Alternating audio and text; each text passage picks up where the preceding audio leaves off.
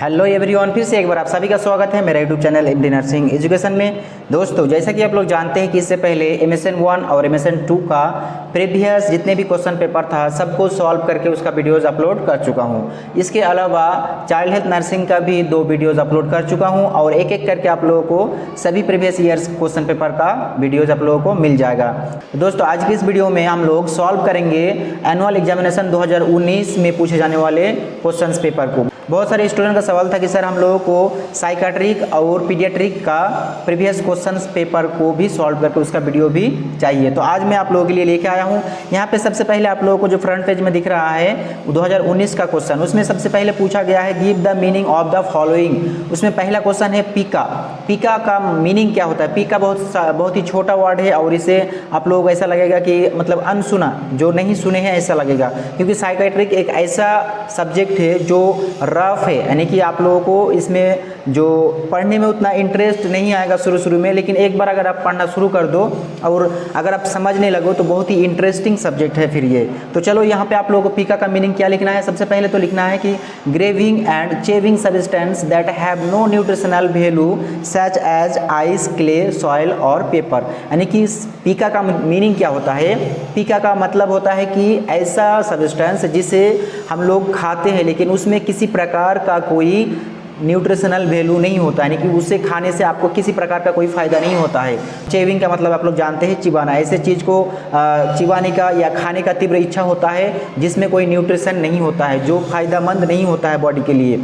तो दूसरा क्वेश्चन यहाँ पे आप लोगों को पूछा गया है सोमनम्बुलिज्म। सोमनम्बुलिज्म का मीनिंग आप लोग इस प्रकार से लिखोगे, sleep walking known as somnambulism is a sleep disorder in which someone work and performs activities while asleep. यानी कि सोमनम्बुलिज्म एक ऐसा कंडीशन है जिस कंडीशन में क्या करते हैं, एक इंसान सोते हुए चलना शुरू कर देता है या फिर कोई एक्टिविटी, कोई काम करना शुरू कर देता है, सोमनम्बुलिज्म कहा जाता है। सोमनम्बुलिज्म का मतलब होता है सोते हुए चलना या सोते हुए कोई और काम करना। जैसे आप लोग देखे हैं कि जिसको पबजी खेलने का एडिक्ट हो जाता है, जो पबजी का जो ज़्यादा पबजी खेलता है, तो उसे देखोगे आप सोते हुए भी वो अपने हाथ को ऐसा ऐसा करके पबजी खेलने का एक्ट करेगा। तो ये क्या होता है, एक तरह का एडिक्शन के कारण ये होता है सोमनम्बुलिज्म।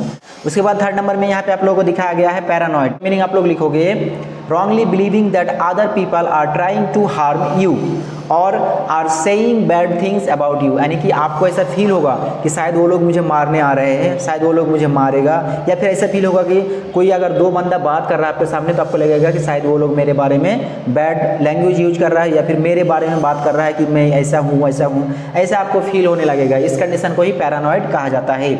उसके बाद यहाँ पे पूछा गया टिक्स। टिक्स का मीनिंग आप लोग लिखोगे, ये कंपल्सिव रिपीटेटिव साउंड और movement that's often difficult to control. यानी कि टिक्स एक ऐसा कंडीशन है जिसमें आपको कुछ ऐसा इरिटेटिव रिपीटेड साउंड आपको बार बार मिलेगा जिसे आप कंट्रोल नहीं कर पाओगे और वो रियलिटी भी नहीं होगा। इस कंडीशन को टिक्स कहा जाता है। टिक्स एक अलग होता है जिसका मतलब होता है एक अलग तरह का कीड़ा का नाम भी टिक्स होता है, लेकिन मेंटल हेल्थ में टिक्स का मीनिंग यही होता है। उसके बाद यहाँ पे आप लोगों को पूछा गया है डिफरेंस बिटवीन फॉलोइंग। तो उसमें पहला पूछा गया है agoraphobia and acrophobia. Agoraphobia and acrophobia का मीनिंग आप लोग लिखोगे, acrophobia is a fear of Heights और फियर फ्रॉम हाइट्स। यानी कि किसी इंसान ऐसा होता है, बहुत सारे लोग आप लोग देखेंगे कि वो जब भी उसको ऊंचाई पे लेके जाओगे तो उसको बहुत ज़्यादा डर होता है, जिसकी वजह से वो ऊपर की ओर नहीं जाते हैं, यानी कि ऊंचाई पे चढ़ता ही नहीं है। इस तरह का बहुत सारे लोग होते हैं, तो इस कंडीशन को हम लोग कहेंगे, क्या कहेंगे, एक्रोफोबिया। एक्रोफोबिया का मतलब fear from height, fear from height. उसके बाद जो एगोराफोबिया है, एगोराफोबिया का मतलब होता है फियर फ्रॉम क्राउड प्लेस और पब्लिक प्लेस। जहाँ पे ज़्यादा भीड़ भाड़ होगा उस एरिया से उसको डर लगेगा, भीड़ देखते ही वहाँ से भाग जाएगा, भीड़ के अंदर जाएगा ही नहीं। इस तरह का कंडीशन को कहा जाता है आपका एगोराफोबिया। उसके बाद यहाँ पे आप लोगों को पूछा गया है साइकोसिस एंड न्यूरोसिस। साइकोसिस एंड न्यूरोसिस में क्या डिफरेंस है? आप लोग यहाँ पे कंफ्यूज हो जाओगे, तो यहाँ पे आप लोगों को मीनिंग लिखना है, neurosis is a mild mental disorder not arising from organic diseases. यानी कि न्यूरोसिस क्या है? न्यूरोसिस एक माइल्ड मेंटल डिसऑर्डर है जो आपका किसी ऑर्गेनिक डिसऑर्डर से नहीं होता है, ऑर्गेनिक डिसऑर्डर से नहीं बनता है। उसके बाद यहाँ पे आप लोगों को बताया गया है instead it can occur from stress, depression और एंजाइटी। ये किससे बनता है? यानी कि डिप्रेशन के कारण, एंजाइटी के कारण, या फिर यहाँ पे आप लोग बोल सकते हैं कि स्ट्रेस के कारण न्यूरोसिस हो सकता है। उसके बाद आप लोगों को पूछा गया है साइकोसिस। तो साइकोसिस का मीनिंग आप लोग लिखोगे, साइकोसिस is a major personality disorder characterised by mental and emotional disturbance. यानी कि साइकोसिस एक पर्सनालिटी डिसऑर्डर है। साइकोसिस क्या है? पर्सनालिटी डिसऑर्डर है जो आपका मेंटल एंड इमोशनल डिस्टर्बन के कारण होता है। यानी कि आपका मेंटली प्रॉब्लम के कारण हो सकता है आपको साइकोसिस, या फिर आपका इमोशनल डिस्टर्ब के कारण हो सकता है। यानी कि जो आपका बहुत ही, जिसका आप क्लोज थे, जिसे आप बहुत ही प्यार करते थे, उनका डेथ हो गया, या ऐसा घटना आपके साथ हुआ जिससे आपको बहुत ही दुख हुआ, इस कंडीशन में भी आपको साइकोसिस हो सकता है। उसके बाद यहाँ पे आप लोगों को पूछा गया है right the difference between the following में, तीसरा नंबर में ऑब्सेशन एंड कंपल्सन। कंपल्सन में और ऑब्सेशन में क्या अंतर है? तो सबसे पहले आप लोगों को लिखना है obsession is a state in which you can only think about one person और think so that you can not think of anything else. यहाँ पे ऑब्सेशन का मीनिंग होता है कि इस सिचुएशन में आप ऐसे बन जाओगे कि आपको सिर्फ और सिर्फ एक ही बंदे के बारे में आप सोच सकते हो, एक ही चीज़ के बारे में आप सोच सकोगे, उसके अलावा आप दूसरे चीज़ों के बारे में सोच भी नहीं पाओगे, और ना ही आपको कोई और चीज़ पसंद आएगा, ना ही कोई और थिंग्स के बारे में आप सही फैसला कर पाओगे। सिर्फ और सिर्फ एक ही चीज़ जो आपके माइंड में सेट हो गया है, जिसे आप क्या कर लिए हैं, जिसे आप अपने माइंड में सेट कर चुके हो, उसी के बारे में आप सोच सकोगे, सोच पाओगे। इसका अक्सर सभी को एक्सपीरियंस होता है। जब किसी लड़का को किसी लड़की से प्यार होता है तो सिर्फ और सिर्फ उसी लड़की को उसे पसंद आता है, और वो लड़की जो भी बोलता है वो लड़का वही करता है। तो ये एक एग्जांपल है ऑब्सेशन का। उसके बाद कंपल्सन का मीनिंग आप लोगों को इस प्रकार से लिखना है। Compulsion means the act of forcing somebody to do something और in force to do something. यानी कि आप किसी व्यक्ति को कुछ करने के लिए फोर्स कर रहे हो कि आपको ये करना ही होगा, आपको ये करना ही होगा, आपको ये करने के लिए जो भी करना पड़े आपको ये करना ही होगा। तो इस सिचुएशन को कहा जाता है कंपल्सन, यानी कि जो फोर्सफुली आपको कुछ करने के लिए कहा जाता है। ये भी, इसका भी एग्जांपल मैं वही देना चाहूँगा कि अगर एक लड़का को एक लड़की से प्यार होता है तो उसका घर वाले अक्सर राजी नहीं होते हैं। लड़का का घर वाले अगर मान लेते हैं तो लड़की का घर वाले नहीं मानते हैं, लड़की का घर वाले मानते हैं तो लड़का का घर वाले नहीं मानते हैं। तो इस सिचुएशन में क्या होता है, अक्सर क्या होता है कि लड़की का घर वाले नहीं माना या लड़का का घर वाले नहीं माना, तो इस सिचुएशन में क्या होता है, फोर्सफुली उसका शादी किसी और से कराने जाते हैं। तो इस सिचुएशन को ही आपका कंपल्सन कहते हैं। यानी कि फोर्सफुली आपको कुछ करने के लिए कहा जाना या आपको कुछ करवाना फोर्सफुली, उस कंडीशन को ही कंपल्सन कहते हैं। उसके बाद यहाँ पे आप लोगों को पूछा गया है एब्स्टेंस एंड एडिक्शन। एब्स्टेंस और एडिक्शन का मीनिंग आप लोग लिखोगे। Abstinence means stopping yourself from having और doing something that you enjoy.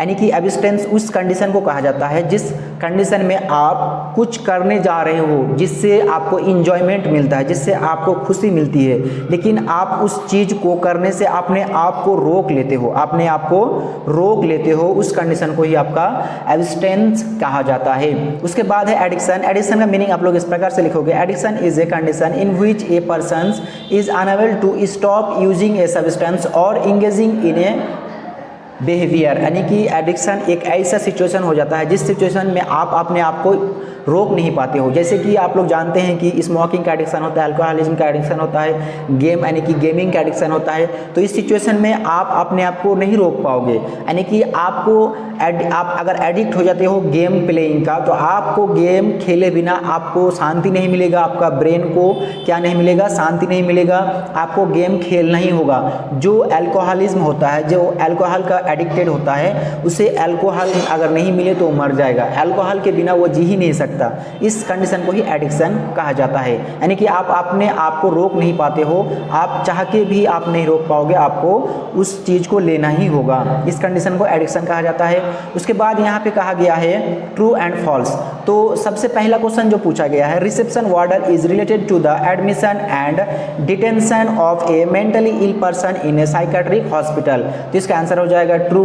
उसके बाद यहाँ पे पूछा गया है catatonic stupor is an indication for ECT।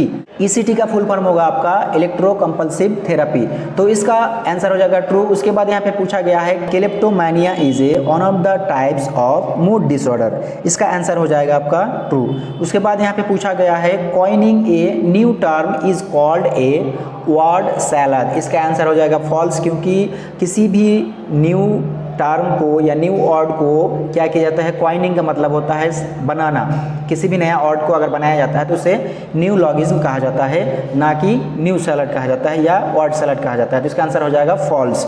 उसके बाद यहाँ पे आप लोगों को पूछा गया है fill in the blanks. First fill in the blanks में आप लोगों को पूछा गया है space is the written record of conversation between patient and nurse. आप लोग जानते हैं कि नर्स और पेशेंट के बीच में जो भी कन्वर्सेशन होता है, यानी कि नर्स पेशेंट को कुछ बोलता है या फिर नर्स कोई मेडिसिन पेशेंट को देता है या पेशेंट कुछ नर्स को बताते हैं कि मुझे पेन है या मुझे कुछ साइड इफेक्ट हो रहा है, तो उसे कन्वर्सेशन कहा जाता है। और उस कन्वर्सेशन को क्या किया जाता है, लिखा जाता है। किस में लिखा जाता है, तो यहाँ पे बताया गया रिटेन रिकॉर्ड। जो रिटेन रिकॉर्ड होता है उसे क्या कहा जाता है, तो उसे कहा जाता है आपका डॉक्यूमेंटेशन। डॉक्यूमेंट किया जाता है, लिखा जाता है, उसे डॉक्यूमेंटेशन कहा जाता है। यानी कि आप लोग कह सकते हैं कि documentation is a written record for nurse patient conversation. उसके बाद यहाँ पे आप लोगों को दिखाया गया है Indian lunacy act was passed in the year. यानी कि इंडियन लूनेसी एक्ट है जो किस साल में पास हुआ, उसका ईयर आपको लिखना है। तो उसका आंसर हो जाएगा आपका 1912, यानी कि 1912 में पास हुआ था आपका इंडियन लूनेसी एक्ट। उसके बाद यहाँ पे आप लोगों को पूछा गया है rehabilitation is a component space level of prevention. तो किस लेवल का प्रिवेंशन होता है रिहेबिलिटेशन, तो इसका आंसर हो जाएगा टर्शियरी लेवल का। क्या लिखना है आप लोगों को, टर्शियरी लेवल का प्रिवेंशन होता है। उसके बाद यहाँ पे आप लोगों को दिखाया गया है 2019 का सप्लीमेंट्री में पूछे जाने वाले क्वेश्चंस। दोस्तों आज के लिए बस इतना ही। अगर आप हमारे चैनल में नए हैं तो चैनल को सब्सक्राइब कीजिए और अपने दोस्तों में ज़्यादा से ज़्यादा शेयर कीजिए। फिर मिलेंगे नेक्स्ट वीडियो में एक नया जानकारी के साथ।